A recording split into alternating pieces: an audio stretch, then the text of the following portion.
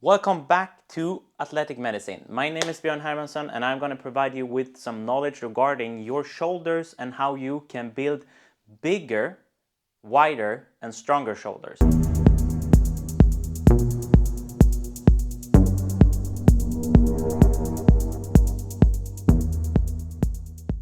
So number one, to understand with building mass, trying to accomplish hypertrophy, building bigger muscles, stronger muscles, or faster muscles, or a stronger body, faster body. All of this is understanding the basic anatomical functions of the muscles which are involved in the activity you're trying to be better at, or understanding, like in this case, understanding the anatomical structures of your shoulder. And if you want to build a wider and bigger, broader shoulder, to understand the insertion points, which is the anatomical structures of the muscle that you're trying to hit and stress to become bigger and larger and more powerful and maybe faster. And this is also the same thing applied to if you're trying to be better at some type of sport. You need to understand the anatomical structures of the muscle to understand how you can hit them as hard as possible and also how you can relieve them as much as possible when you're on that side of the table. So to start with, we're gonna bring Benji closer.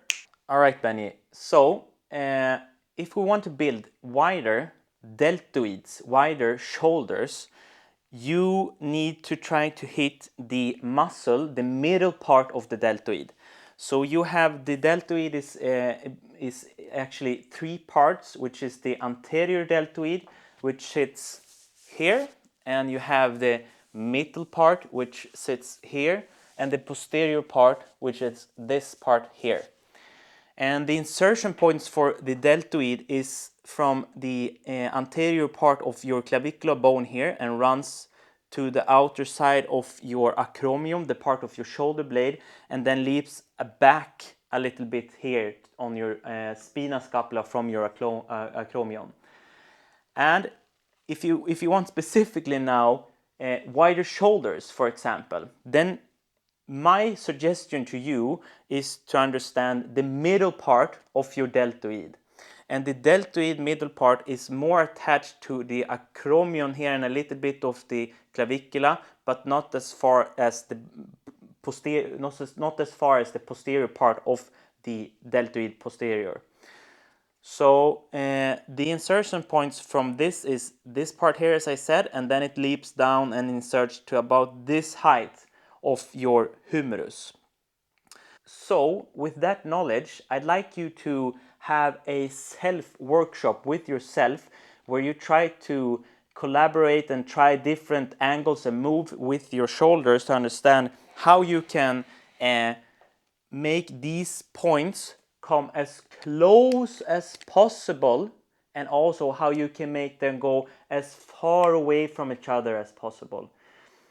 By just understanding that, you understand which type of exercises you can do in the gym or at home or whatever, wherever you are, to hit them specifically and correctly. So in my case, if I show you here with this muscle, the closest I can come with these points is actually lifting it up to 90 degrees and try to lift it without moving my shoulder blade. So this is the closest I can come with these 2 points in mind. The middle part of the deltoid. Those 2 insertion points, I need to train to get those parts as close as possible. And then also we need to understand how we can make them come as far away from each other as possible. So that would be taking your arm in front of you like this and stretch it, almost like stretching your deltoid, or exactly like stretching it. So if you want to stretch this, you take the parts, the insertion parts, as far away as possible, like that. All right. So with this in mind, hopefully you understand that the name of the exercise, who is doing the exercise, it's really uninteresting to know these parts. The most interesting parts is knowing the insertion points and what the muscle does to your body when you are telling it to be activated. And now going on to part 2 of this is to try to find the connection with it. As I've talked to you before about motor control, this is the same thing. So to find the connection with the muscle that you want to aim at hitting and training and stressing, you need to find in your head how it finds the muscle.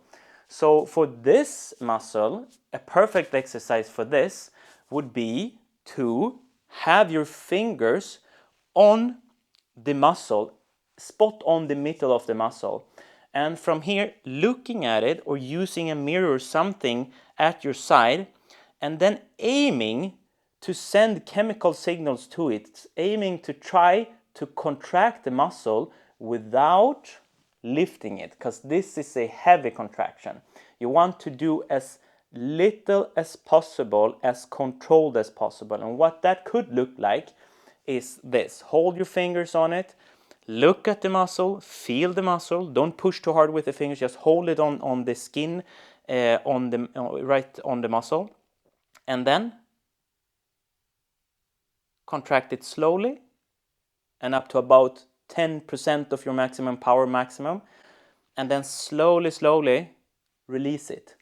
That's really hard to see, but find it, look at it, contract it slowly, release it slowly. Hopefully you can see that a little bit in the video. So when you're doing this and getting better at sending a small amount of chemicals from your brain via your nervous system, making it contract slowly, this is training your brain to see a broader spectrum of your deltoid. So it's more in tune to find the muscle. And why is this important? Well, because when you're training, if you're able to engage it harder and stronger directly, it will be more exhausted and more stressed. And when it's more exhausted and more stressed with the most effect as possible, you will gain in the supercompensation which comes when you are resting. Then the muscle will grow and try to adapt to something that it's not used to do. And of course, the biomechanics. So train your motor control and understand the biomechanics and the anatomical parts of the muscle that you're training. And in this case, it's the deltoid. When you are mastering this better at the motor control, the anatomical structures, the insert point, if you can find the closest position and the most furthest position from each other, then we are at the building phase actually. So this is adding load to the muscle, so you're making a deficit of it, you're making it weaker actually when you're training. So its reaction is to build it up and be stronger and faster to the next time you're training. And how to make this supercompensation work is to relax. You really need to find time to calm down, eat food, and sleep.